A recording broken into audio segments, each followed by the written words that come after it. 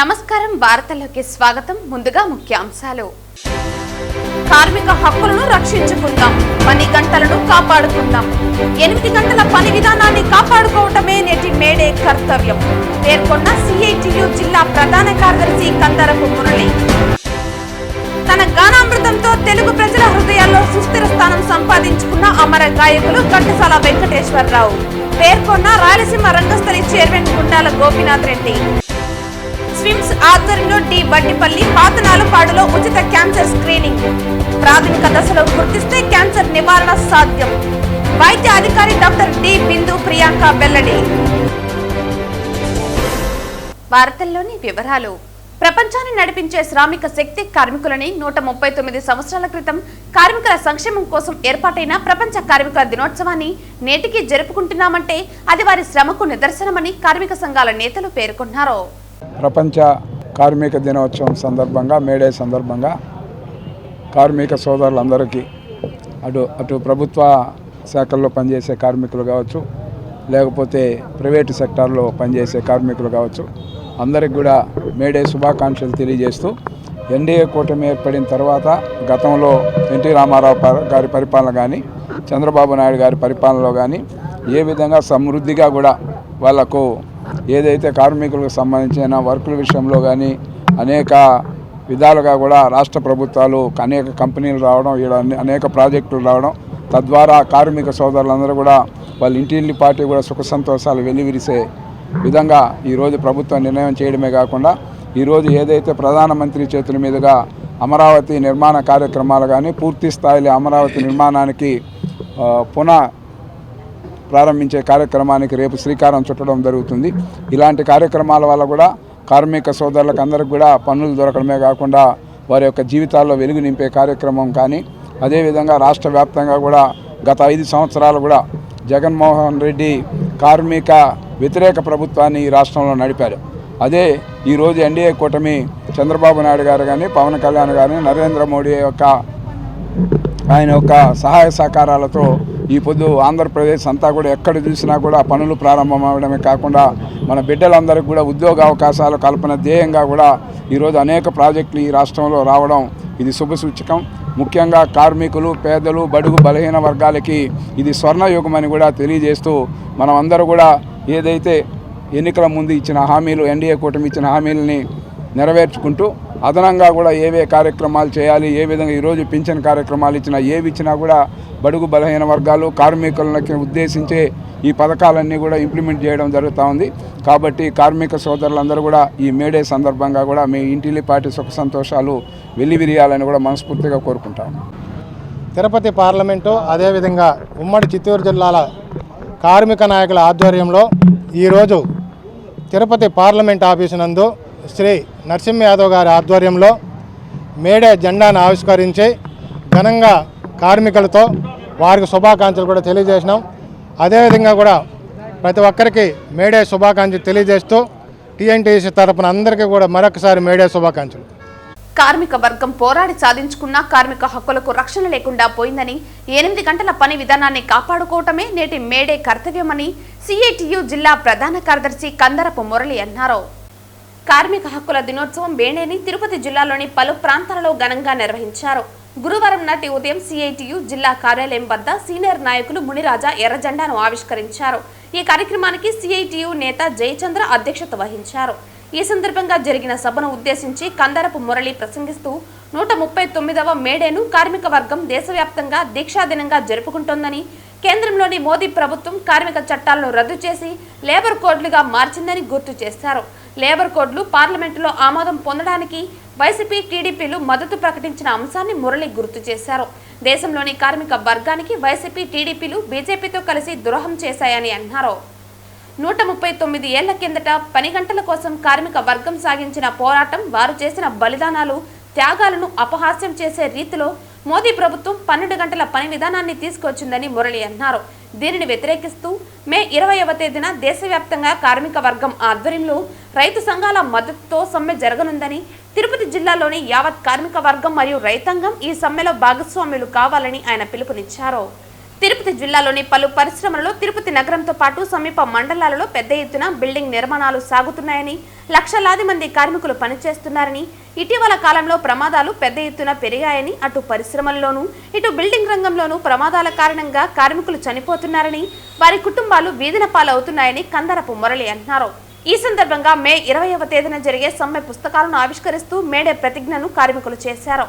ఈ కార్యక్రమంలో సిఐటియు జిల్లా నగర నేతలు సుబ్రహ్మణ్యం, వేణుగోపాల్, మాధవ్, సాయిలక్ష్మి, అవనిగడ్డ పద్మజ, రఫీ, లక్ష్మీనారాయణ తదితరులు పాల్గొన్నారు. మే 20వ తారీఖున జరిగే సమ్మెలో మీరందరూ తప్పనిసరిగా భాగస్వాములు కావాలి. మనకు ఎందుకు ఈ పుస్తకాన్ని మీ దగ్గర ఆవిష్కరింపజేశానంటే మీరు ఈ పుస్తకం ఆవిష్కరించినారైనా కాబట్టి అయినా చదువుతారన్న ఉద్దేశంతో. చదువు రాని వాళ్ళు ఎవరన్నా ఉంటే ఇంటికి వెళ్ళి పిల్లల దగ్గర చదివించుకొని వినండి. చదువు వచ్చినటువంటి ప్రతి ఒక్కరూ మీరు డ్యూటీలో ఉంటూ చదవబాకండి. డ్యూటీలో లేనప్పుడు బాగా చదవండి, దాని విషయాలన్నీ అర్థం చేసుకోండి, అర్థం కాకపోతే అడగండి. మనకు జరగబోయే నష్టానికి వ్యతిరేకంగా మీరందరూ పెద్ద ఎత్తున ఉద్యమాల్లోకి వస్తే తప్ప ఈరోజు ఈ జెండా ఎగరేసుకుంటాను అంటే కారణం ఏంది? ఆ రోజున మీరు ఈరోజు అనుభవిస్తున్నటువంటి 8 గంటల పని కోసం నలుగురు ఉరిది చేశారు. నలుగురు జీవితాంతం జైల్లో ఉన్నారు. అనేక మంది కాల్పుల్లో చనిపోయినారు అమెరికా దేశంలో 139 సంవత్సరాల కిందట. ఆ పోరాట ఫలితమే ఈరోజు మనం 8 గంటల పని అనుభవిస్తున్నాం. తిరిగి అప్పటి పరిస్థితులు మళ్ళీ తెచ్చేస్తున్నాయి ప్రభుత్వాలు. అందుకోసం మీరందరూ అర్థం చేసుకోండి. ఇదేదో మనకే కాదు, డాక్టర్లకైనా అంతే, సూపర్నెంట్కైనా అంతే, పనిచేసే వాళ్ళకి అందరికీ ఇదే వర్తిస్తుంది. కాబట్టి మనం చేసే పోరాటంలో అందరూ భాగస్వాము కావాలి, అందరూ మద్దతు కూడగట్టండి. మీరందరూ కూడా పట్టుదలతో మన యూనియన్ని మీరందరూ బాగా కష్టపడుతున్నారు. సంతోషం, చాలా మార్పు వచ్చింది. ఇక్కడ కూడా సమస్యల మీద మనం పోరాడుతున్నటువంటి లక్షణం ఉంది. సిఐటి ఆధ్వర్యంలో మీరు మరింత చురుగ్గా మన యూనియన్ని నడిపించాలని, సమస్యల పరిష్కారం కోసం పోరాడాలని నేను మీ అందరికీ తెలియజేస్తూ, మీరు ఇచ్చిన ఈ అవకాశానికి ధన్యవాదాలు తెలియజేస్తూ, మీకు అందరికీ మరొకసారి కార్మిక వర్గ దినోత్సవం మేడే శుభాకాంక్షలు తెలియజేస్తూ సెలవు, నమస్కారం. తన గానామృతంతో తెలుగు ప్రజల హృదయాల్లో సుస్థిర స్థానం సంపాదించుకున్న అమర గాయకులు ఘంటసాల వెంకటేశ్వరరావు అని రాయలసీమ రంగస్థలి చైర్మన్ గుండాల గోపీనాథ్ రెడ్డి అన్నారు. ఘంటసాలపై అమితమైన అభిమానం కలిగిన అభిమానులు, కళాకారులు ప్రతి నెల 1వ తేదీన తిరుపతిలోని ఘంటసాల విగ్రహానికి నివాళులర్పిస్తూ ఉంటారు.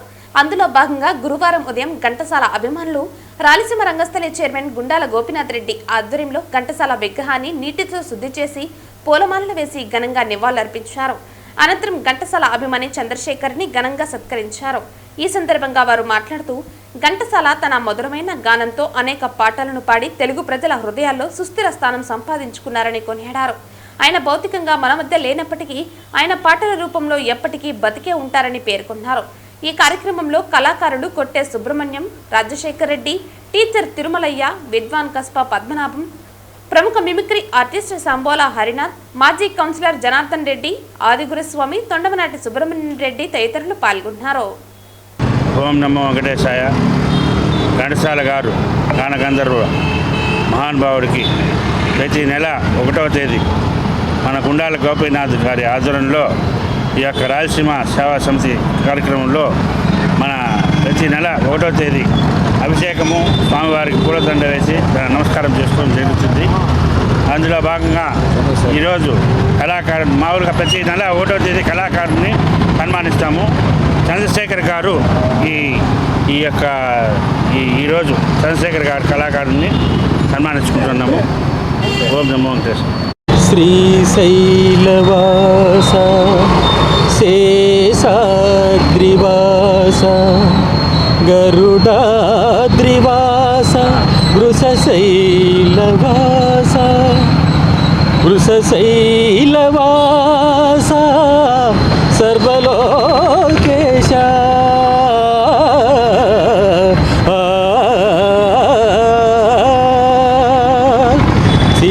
తిరువేంకటాదీశ జగదీశ కరుణమేలగరావే కమలేశ తిరువేంకటాదీశ జగదీశ జగదీశ శివరూపమని నీవు చెప్పుదురు కొందరు ఆదిశక్తివని నీ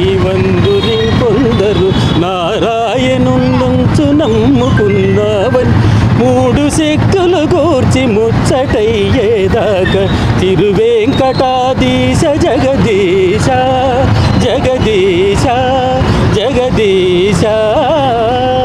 తిరుపతి జిల్లా ఎస్పీ హర్షవర్ధన్ రాజు ఆదేశాల మేరకు law and order additional SP Ravi Manoharachari మరియు డీఎస్పీ భక్తవత్సలం ఆధ్వర్యంలో పోలీసులు నగరంలో శాంతి భద్రతలను నెలకొనడానికి రాత్రి గస్తీ నిర్వహించారు. తిరుపతి ఎస్పీ హర్షవర్ధన్ రాజు ఆదేశాల మేరకు law and order additional SP Ravi Manoharachari మరియు డీఎస్పీ భక్తవత్సలం ఆధ్వర్యంలో పోలీసులు నగరంలో శాంతి భద్రతలు నెలకొనడానికి రాత్రి గస్తీ నిర్వహించారు. తిరుపతిలోని అల్లరి మూకలు మరియు ఆకతాయిలు రౌడీల నుంచి ప్రజల భద్రత దృష్ట్యా తిరుపతి పోలీస్ యంత్రాంగం రాత్రిపూటల పెట్రోల్ నిర్వహిస్తున్నారు. అనంతరం అడిషనల్ ఎస్పీ రవి మనోహరాచారి మాట్లాడుతూ ప్రజల శాంతి భద్రతలకు దృష్ట్యా ఎటువంటి ఆటంకం కలగకుండా చూసుకోవటం తిరుపతి జిల్లా పోలీసుల బాధ్యతని నగరవాసులకు తెలియజేశారు.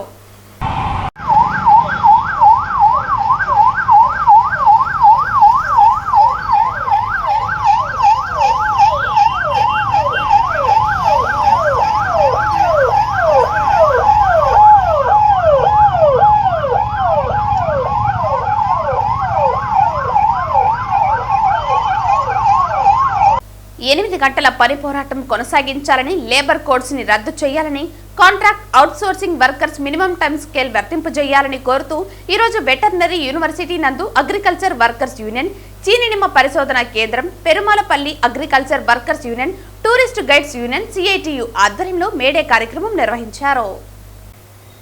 ఈ కార్యక్రమంలో సిఐటియు జిల్లా ప్రధాన కార్యదర్శి కందరపు మురళి, సిఐటియు జిల్లా కార్యదర్శి జయచంద్ర, ఐద్వా జిల్లా ప్రధాన కార్యదర్శి doctor P Sailakshmi, APCOS union రాష్ట్ర అధ్యక్షులు చిన్నబాబు, సిపిఎం తిరుపతి రూరల్ కార్యదర్శి Suman, contract workers association JAC chairman Gandikota Naga Venkatesh, SFI జిల్లా కార్యదర్శి రవి, టూరిస్ట్ గైడ్స్ అసోసియేషన్ అధ్యక్షులు కరీముల్లా వీరు జెండా ఆవిష్కరణ చేశారు. టూరిస్ట్ గౌడ్ గైడ్స్ ఆధ్వర్యంలో తిరుచనూరు దగ్గర ఉన్న మామిడికాయల మండి వద్ద మజ్జిగ పంపిణీ చేయడం జరిగింది. ఈ సందర్భంగా ఆయన మాట్లాడుతూ మేడే చారిత్రక విశిష్టతను వివరించడం జరిగింది. 1800 సంవత్సరం నుంచి పని గంటల కోసం పోరాటం నిర్వహించారని తెలిపారు. అది నేటికి 8 గంటల పని కోసం ఆందోళన కార్యక్రమాలు చేయాల్సిన పరిస్థితి వచ్చిందన్నారు. ఆనాడు 8 గంటల పని కావాలని ఫ్యాక్టరీ యాజమానులకు వ్యతిరేకంగా, పాలకుల ప్రభుత్వాలకు వ్యతిరేకంగా నినాదించారు. వాటి ఫలితంగా ఈ రోజు 8 గంటల పని విధానం అమలవుతోందని, కానీ నేడు కేంద్ర రాష్ట్ర ప్రభుత్వాలు వాటిని మళ్లీ తిరిగి 12 గంటల పని విధానం అమలు కోసం పెద్ద ఎత్తున ప్రయత్నం జరుగుతోందన్నారు. అదేవిధంగా కార్మికులు కష్టాలు తొలగే ఉన్న చట్టాలను తొలగించి 4 లేబర్ కోడ్ల అమలు కోసం కేంద్ర ప్రభుత్వం తీవ్రంగా ప్రయత్నం చేస్తోందన్నారు. సమాన పనికి సమాన వేతనం ఇవ్వాలని చట్టం చెబుతున్నా అది ఎక్కడా అమలు జరగట్లేదన్నారు. ఈ విధానాలపైన ఈ నెల 20వ తేదీన కార్మికుల సమ్మెను జయప్రదం చేయాలని పిలుపునిచ్చారు. ఈ మేడే కార్యక్రమంలో వివిధ సంఘాల నాయకులు గంగయ్య, బాబు, సుబహాన్, నందు, మురళీనాయుడు తదితరులు పాల్గొన్నారు. తిరుచనూరు గ్రామ పంచాయతీ పరిధిలో 139వ మేడేని అత్యంత ఘనంగా ఏఐటియుసి ఆధ్వర్యంలో ఆటో కార్మికులు, వీధి వర్తక వ్యాపారస్తులు, తిరుచనూరు పంచాయతీ కార్మికులు పెద్ద ఎత్తున నిర్వహించుకోవటం జరిగిందని ఎంపీటీసీ సభ్యులు చంద్రశేఖర్ రెడ్డి తెలిపారు. ఈ సందర్భంగా ఏటీఎం, ఆటో స్టాండ్ వద్ద, అలాగే అన్నదాన సత్రం దగ్గర గల ఆటో స్టాండ్ వద్ద ఆయన జెండాలు ఆవిష్కరించారు. ఈ సందర్భంగా ఆయన మాట్లాడుతూ ఆటో కార్మికులు అనేక కష్టాలు పడుతున్నారని, తోలిన బాడుగులు మొత్తం పెనాల్టీకే సరిపోతున్నాయని, కనుక ఆటో కార్మికులకు సంక్షేమ బోర్డు ఏర్పాటు చేయాలని, 50 సంవత్సరాలు నిండిన ప్రతి ఒక్కరికి 10,000 పెన్షన్ సౌకర్యం కల్పించాలని, గ్రూప్ ఇన్సూరెన్స్ ఏర్పాటు చేయాలని, ఆటోలు పెట్టుకోవడానికి స్టాండ్లకు స్థలాలు కేటాయించాలని అన్నారు. ఆ తర్వాత మజ్జిగ పంపిణీ కార్యక్రమం, అన్నదాన కార్యక్రమాలతో కార్మికులందరూ బాణాసంచాలు పేలుస్తూ మేడేని ఏఐటియుసి ఆధ్వర్యంలో ఘనంగా నిర్వహించుకోవటం జరిగింది. ఈ కార్యక్రమంలో ఎంపీటీసీ సభ్యులు చంద్రశేఖర్ రెడ్డి, వార్డు సభ్యులు చంద్ర, బాలు, రియాజ్, జగదీష్, రామకృష్ణ, వెంకటరమణ తదితరులు పాల్గొన్నారు. చట్టాన్ని తీసుకురావడం కోసం ఏఐటియుసి ఆధ్వర్యంలో రానున్న కాలంలో హమాలీ వర్కర్లకు, వీధి వర్తక వ్యాపారులకు, ఆటో వాళ్లకు, ట్యాక్సీ వాళ్లకు, అసంఘటిత రంగంలో పనిచేస్తున్నటువంటి లక్షలాది మంది కార్మికులకు సంక్షేమ చట్టం సాధన కోసం పెద్ద ఎత్తున పోరాటాలకు ఏఐటియుసి సన్నద్ధమవుతా ఉంది. అందులో మీరందరూ కూడా పాల్గొనాలి అని చెప్పని కోరుకుంటూ నాకు ఈ అవకాశం ఇచ్చిన మీ అందరికీ నమస్కారం. 139వ మేడే వేడుకలకు ఎస్వి వైద్య కళాశాల ప్రిన్సిపల్ డాక్టర్ రాధా ముఖ్య అతిథిగా హాజరై జెండా ఆవిష్కరణ చేసి ప్రసంగించి వైద్య ఉద్యోగులకు మేడే శుభాకాంక్షలు తెలియజేశారు. వైద్య రంగంలో పనిచేసే వైద్య ఉద్యోగులు ఎమర్జెన్సీ సమయంలో 10 గంటలు మించి కూడా పనిచేయవలసి వస్తుందని, మీరు మీ హక్కులతో పాటు మీ బాధ్యతలను కూడా సక్రమంగా నెరవేర్చినా, మీకు ఏ సమస్య వచ్చినా నా దృష్టికి తీసుకుని వచ్చిన వెంటనే నేను పరిష్కరించగలనని తెలియజేశారు. వైద్య కళాశాల ఉపాధ్యక్షులు డాక్టర్ వెంకటేశ్వర్లు మాట్లాడుతూ ఎంతో మంది ప్రాణత్యాగం చేసి సాధించిన ఈ హక్కులు కాపాడుకుంటూ ఐక్యంగా ఉండి సమిష్ట కృషి చేసి మెరుగైన వైద్య విద్య అందించడంలో మీ కృషి ఎంతో అవసరమని, వైద్య కళాశాలలో పనిచేస్తున్న చిన్న ఉద్యోగులను కూడా ఎటువంటి సమస్యలు లేకుండా పరిష్కరించేలా కృషి చేస్తామని తెలియజేశారు. ఏపీ మెడికల్ ఎంప్లాయీస్ యూనియన్ రాష్ట్ర ప్రధాన కార్యదర్శి గిరిబాబు మాట్లాడుతూ ఏపీ మెడికల్ ఎంప్లాయీస్ యూనియన్ గత 73 సంవత్సరాలుగా వైద్య ఉద్యోగుల సమస్యల పరిష్కారానికి ప్రభుత్వ అధికారులకి ఉద్యోగుల మధ్య వారధిగా ఉండి సమస్యలు పరిష్కారానికి అనేక పోరాటాలు చేసి సాధించిన 3 షిఫ్ట్ల పని గంటల విధానాలు, 35 రోజుల లీవులు, వీక్లీ ఆఫ్, సాధారణ సెలవులు, పీఆర్సీలో అసమానతలను తొలగించడం, 4వ తరగతి ఉద్యోగుల పదోన్నతులు, నాన్ మెడికల్ అసిస్టెంట్ పదోన్నతులు, biochemistry, dietician, junior assistant, record assistant, MNO, FNO, head nurse, nursing superintendent, pharmacy officer, senior pharmacy officer ఇలా అనేక పదోన్నతులు సాధించడం జరిగిందన్నారు. పీఆర్సీ కాల పరిమితి అయ్యి 2 సంవత్సరాలు అయినదని వెంటనే కమిటీని ప్రకటించి 36% తాత్కాలిక భృతి చెల్లించాలన్నారు. పెండింగ్ లో ఉన్న డిఏలు చెల్లించాలని, కాంట్రాక్ట్ ఉద్యోగులను రెగ్యులైజ్ చేయాలని, కాంట్రాక్ట్ ఉద్యోగులకు 100% వేతనం చెల్లించాలన్నారు. అవుట్సోర్సింగ్ లో పనిచేస్తున్న పారామెడికల్ సిబ్బందిని కాంట్రాక్ట్ విధానంలోకి మార్చాలని అన్నారు. ఆప్కాస్ వ్యవస్థను కొనసాగించాలని, కనీస వేతనం 36,000 చెల్లించాలని, lab supervisor, lab technician, grade 1, chief radiographer, chief ophthalmic officer, senior ophthalmic officer పోస్టులు మంజూరు చేయాలని, ఈ సమస్యలు పరిష్కారానికి ఐక్యంగా పోరాడవలసిన అవసరం ఉందని, యూనియన్ సభ్యత్వాలు పెంచి యూనియన్ బలోపేతం చేయాలని కోరారు. AP NGO Tirupati JAC chairman Sirimamilla Suresh Babu మాట్లాడుతూ వైద్య ఉద్యోగస్తులకు 139వ మేడే శుభాకాంక్షలు తెలియజేస్తూ కార్మికులందరూ కలిసికట్టుగా ఐక్యంగా ఉండి ఒకే వేదికపై సమస్యల పరిష్కారానికి కృషి చేయాలని, గత ప్రభుత్వాలు ఉద్యోగ సంఘాలను విభజించి పాలించి వారికి ఐక్యత లేకుండా చేశారని అన్నారు. వైద్య ఉద్యోగులు చేసే పోరాటాలకి ఏపీ జేఏసీ అండగా ఉంటుందని తెలియజేశారు.